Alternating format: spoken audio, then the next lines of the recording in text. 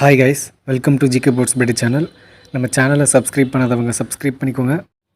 Guys, நம்ம இன்றைக்கி இந்த வீடியோவில் பார்க்க ஒரு டாபிக் என்ன அப்படின்னு பார்த்தீங்க அப்படின்னா, நம்மளோட சிக்ஸ் அப்டேட் தான். நம்ம ஆல்ரெடி தெரியும், நம்ம லாஸ்ட் வீடியோவில் பார்த்தோம்.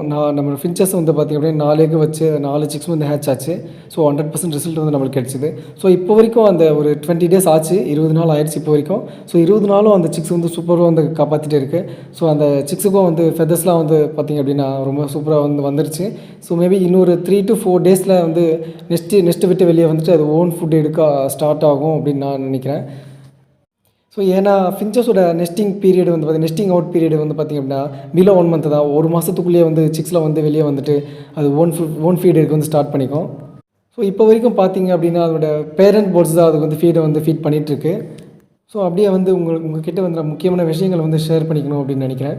அது என்னென்னு பார்த்திங்க அப்படின்னா, ஃபஸ்ட்டு ஒன்று என்ன அப்படின்னு பார்த்திங்க அப்படின்னா, அந்த சிக்ஸ் ஹேட்ச் ஆன உடனே எறும்பு வராமல் பார்த்துக்கணும். எப்போது சிக்ஸ் ஹேட்ச் ஆகுதோ அதுக்கு எறும்புலாம் அட்ராக்ட் ஆகி சிக்ஸை சாப்பிட்டு கொன்னுடும்.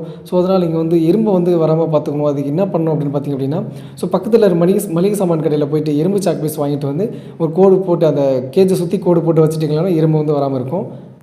செகண்ட் ஒன்று என்ன அப்படின்னு பார்த்திங்க அப்படின்னா, இந்த ப்ரிடேட்டர்ஸ் என்னென்ன அப்படின்னு பார்த்தீங்கன்னா, அந்த பூனை, எலி, இந்த மாதிரி பூனை எலிலாம் கேஜ் பக்கத்தில் வராத மாதிரி பார்த்துங்க. ஏன்னா அதை வந்துச்சுன்னா கண்டிப்பாக பேரண்ட் போர்ட்ஸ் ரொம்ப பயப்படும். அதை பயந்து அதனோட சிக்ஸ்லாம் ஃபீடிங் கொடுக்காமல் இருக்கும். அந்த ஃபீடிங் கொடுக்கல அப்படின்னா மேபி 1 or 2 சிக்ஸ் செத்து போகிறதுக்கும் சான்ஸ் இருக்குது.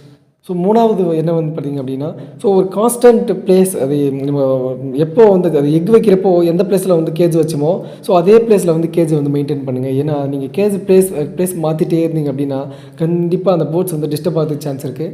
அதனால் ஒரு கான்ஸ்டன்ட் பிளேஸை சூஸ் பண்ணிக்கோங்க.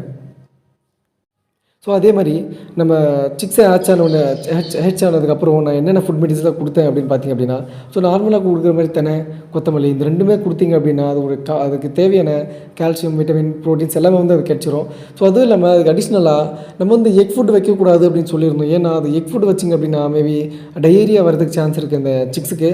அதனால் நீங்கள் என்ன பண்ணுறீங்க அப்படின்னா, உங்கள்கிட்ட இருக்கிற கட்டில் ஃபிஷ் போனை கேஜில் கான்ஸ்டண்ட்டாக ஃபிக்ஸ் பண்ணி வச்சிட்டிங்க அப்படின்னா அதுக்கு தேவையான கால்சியம் பேரண்ட் போர்டு சாப்பிட்டதுனால அதுக்கு சிக்ஸுக்கும் ஃபீட் பண்ணும்.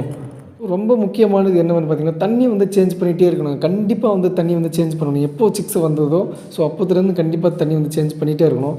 ஏன்னா தண்ணியில் அது அதனுடைய வேஸ்ட் மெட்டீரியல்ஸாக தண்ணியை போட்டுரும். அதனால் அது என்ன ஆகும் அப்படின்னு பார்த்திங்க அப்படின்னா, அதில் பாக்டீரியா மேபி ஒரு 12 hours அதுக்கப்புறம் அப்படியே வச்சுட்டிங்க அப்படின்னா கண்டிப்பாக பாக்டீரியா ஃபார்ம் ஆக நிறைய சான்சஸ் இருக்குது.